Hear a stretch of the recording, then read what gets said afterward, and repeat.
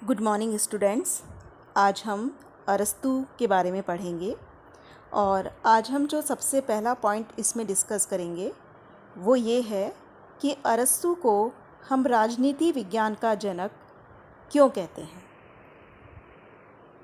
देखिए, अरस्तू से पहले हमने प्लेटो का अध्ययन किया है, लेकिन राजनीति विज्ञान का जनक अरस्तू को कहा जाता है, प्लेटो को नहीं। अब यहाँ प्रश्न ये उपस्थित होता है कि जब चिंतन का प्रारंभ प्लेटो से हो जाता है तो राजनीति विज्ञान का जनक अरस्तू को क्यों कहा गया, प्लेटो को क्यों नहीं कहा गया। देखिए, प्लेटो ने राजनीति पर विचार किया था, लेकिन प्लेटो का संपूर्ण ज्ञान कल्पना पर आधारित है, उसका वास्तविकता से कोई संबंध नहीं है।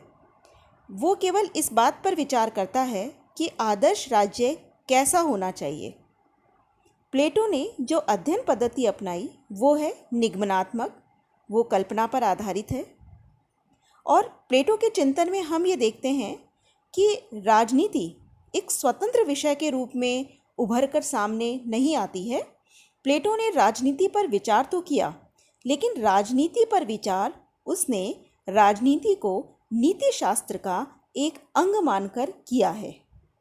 लेकिन अरस्तू के समय हम देखते हैं कि अरस्तू ने राजनीति विज्ञान को एक स्वतंत्र विज्ञान का रूप प्रदान किया। तो आइए हम डिस्कस करते हैं कि अरस्तू को राजनीति विज्ञान का जनक क्यों कहा जाता है। सबसे पहला पॉइंट इसमें हम लेते हैं विषय के प्रति वैज्ञानिक दृष्टिकोण अपनाना। अरस्तू ने राजनीति विज्ञान के प्रति वैज्ञानिक दृष्टिकोण अपनाया। अरस्तू की पुस्तक है पॉलिटिक्स। पॉलिटिक्स लिखने से पहले अरस्तू ने 158 देशों के संविधानों का अध्ययन किया। इस तरह अरस्तू ने अपने समय की सभी राजनीतिक संस्थाओं का पूर्ण अध्ययन करने के बाद अपने सिद्धांतों का या अपने विचारों का प्रतिपादन किया। दूसरा पॉइंट है राजनीति विज्ञान को स्वतंत्र विज्ञान का रूप प्रदान करना। प्लेटो के चिंतन में हम देखते हैं कि राजनीति और नीति एक दूसरे से मिश्रित है, या हम यूं कहें कि राजनीति नीति शास्त्र का एक उपविभाग बनकर रह जाती है। प्लेटो ने अपने सिद्धांतों के प्रतिपादन में राजनीति को उतना उचित महत्व प्रदान नहीं किया। राजनीति का प्रतिपादन करते हुए भी उसका मुख्य विषय नीति ही रहता है। लेकिन अरस्तू ने राजनीति और नीति इन दोनों को एक दूसरे से पृथक किया। उसने राजनीति को एक स्वतंत्र विज्ञान की स्थिति प्रदान की। तो इस तरीके से पॉलिटिकल साइंस का प्रारंभ अरस्तू से माना जाता है। और अरस्तू ने न केवल राजनीति को एक स्वतंत्र विज्ञान का रूप दिया, बल्कि अरस्तू तो ये भी कहता है कि political science is supreme science. वो राजनीति विज्ञान को सर्वोच्च विज्ञान का रूप प्रदान करता है। नेक्स्ट है यथार्थवादी विचारक। अरस्तू पहला विचारक है जिसने राजनीति पर यथार्थवादी दृष्टिकोण से विचार किया है। अरस्तू ने अति से बचते हुए मध्यम मार्ग का प्रतिपादन किया। जैसा हम देखते हैं कि प्लेटो के चिंतन में हमें बहुत सी ऐसी बातें दिखाई देती है जहाँ की हम अति देख रहे हैं, जैसे दार्शनिक राजा का शासन, पत्नियों का साम्यवाद, संपत्ति का साम्यवाद। लेकिन अरस्तू इस तरह की धारणाओं का प्रतिपादन नहीं करता। अरस्तू ने अपने जिन भी विचारों का प्रतिपादन किया वे सब बहुत ही व्यवहारिक और यथार्थवादी विचार हैं। जैसा कि अरस्तू कहता है कि दार्शनिक राजा के शासन के स्थान पर वो समर्थन करता है कानून के शासन का। वो दार्शनिक राजा के स्थान पर विवेक में विश्वास करता है। अरस्तू ये कहता है कि संपत्ति व्यक्ति के विकास के लिए जरूरी है। वो व्यक्तियों को संपत्ति का राइट दिया जाए, इस बात का समर्थन करता है। वो परिवार के साम्यवाद का समर्थन नहीं करता। तो इस तरीके से हम देखते हैं कि अरस्तू के चिंतन में एक संयम हमें दिखाई देता है, एक संतुलन हमें दिखाई देता है, एक व्यवहारिक दृष्टिकोण हमें अरस्तू के चिंतन में दिखाई देता है।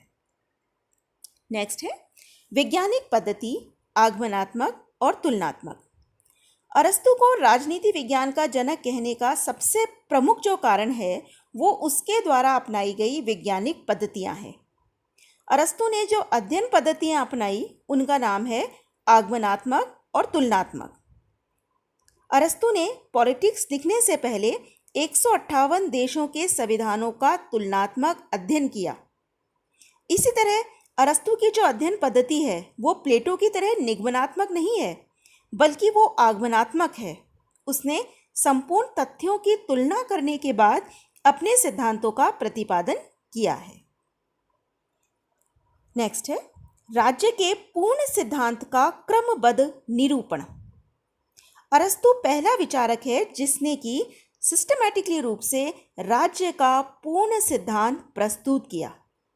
अरस्तु बताता है कि राज्य का जन्म कैसे हुआ, राज्य का विकास कैसे हुआ, राज्य का स्वरूप क्या है, संविधान की रचना, संविधानों का वर्गीकरण, सरकार का निर्माण, नागरिकता, कानून की सर्वोच्चता, क्रांति। तो इन सारे विषयों पर अरस्तु ने विस्तार से प्रकाश डाला है।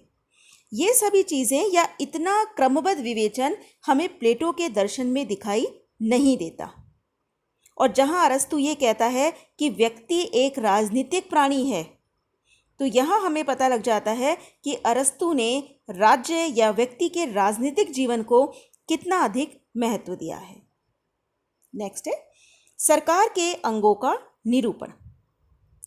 अरस्तु ने सरकार के 3 अंग बताए: नीति निर्धारक, प्रशासकीय और न्यायिक। हम इन अंगों को, जो आधुनिक अंग हैं, विधायिका, कार्यपालिका और न्यायपालिका, उनके समकक्ष मान सकते हैं। और अरस्तु की ये जो खोज थी कि सरकार के 3 अलग अलग अंग होने चाहिए, ये आगे चलकर शक्ति पृथक्करण सिद्धांत की रूपरेखा बनी। तो हम ये कह सकते हैं कि जो शक्ति पृथक्करण सिद्धांत है आधुनिक युग का, उसके बीज हमें कहीं ना कहीं अरस्तु के दर्शन में दिखाई देते हैं। नेक्स्ट है कानून की सर्वोच्चता का प्रतिपादन। अरस्तु कहता है कि चाहे व्यक्ति कितना ही बुद्धि संपन्न हो, कितना ही विवेकवान हो, उसके स्थान पर कानून का शासन हमेशा ही उत्तम होता है, क्योंकि कानून एक ऐसा तत्व है जिस पर व्यक्ति की इच्छा का कोई प्रभाव नहीं पड़ता।